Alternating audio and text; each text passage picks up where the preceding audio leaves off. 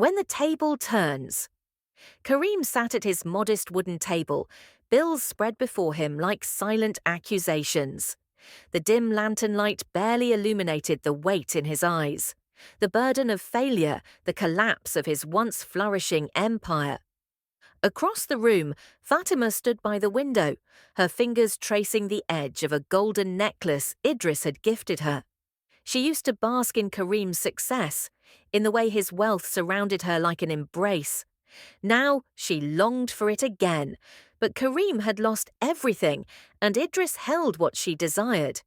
Fatima adjusted the diamond earrings she wore, staring at her reflection in the tall mirror. She admired herself, the way luxury suited her, the way it framed the life she wanted. Behind her, Kareem lingered in the doorway, silently watching. He did not speak, he did not ask.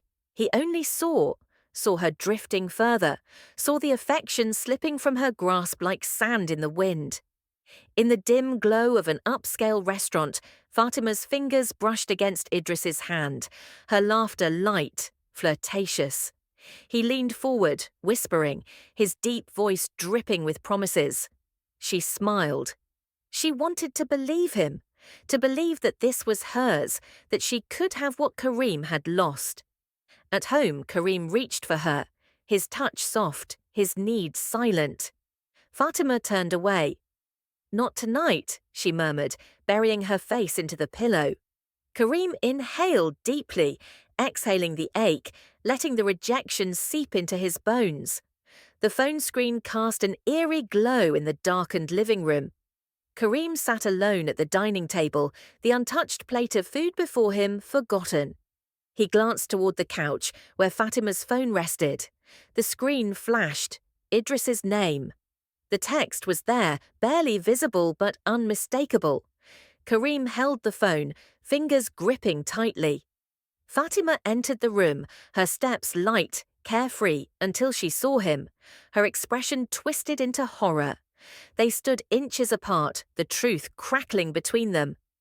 "You lied to me," Kareem murmured. Fatima swallowed, words failing her, excuses tangled and useless.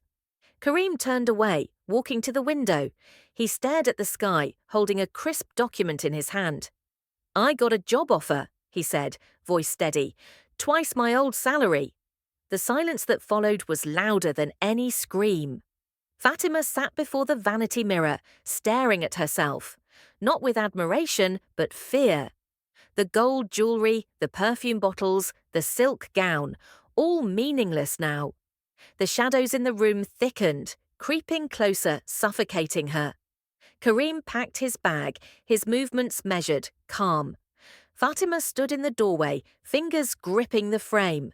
"Kareem, please!" But he did not stop. He did not turn. He walked away, the suitcase rolling against the ground, the sound final. The silence was unbearable. Fatima sat in the cold living room, untouched food growing stale on the table. She stared into nothingness, swallowed by regret. Across from her, at a cafe, Idris leaned back, his face indifferent. "It's over, Fatima," he said, not with anger, but disinterest. Her hands clutched his desperately, but his gaze had already moved past her, to the next, to someone else. Kareem shook hands with his new employer, his suit pristine, his posture strong. The city skyline glittered behind him, reflecting his rebirth. He had risen.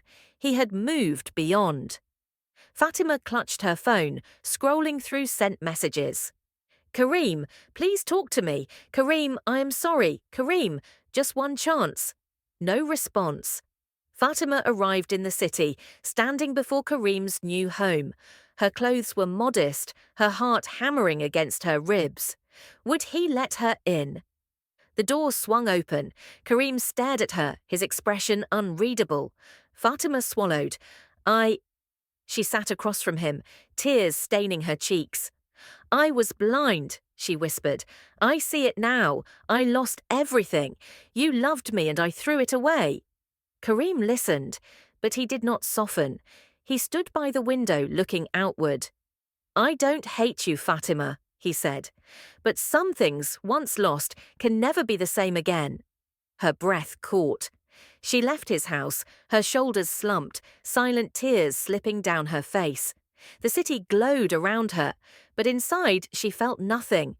A dining table sat under warm lanterns, one side empty, untouched, pristine. The other side was cluttered. Broken jewelry, wilted flowers, forgotten plates. A single empty chair stood out. The table had turned. Moral lesson: love should never be traded for vanity, nor loyalty measured by wealth. When betrayal replaces devotion, regret is often the only thing left.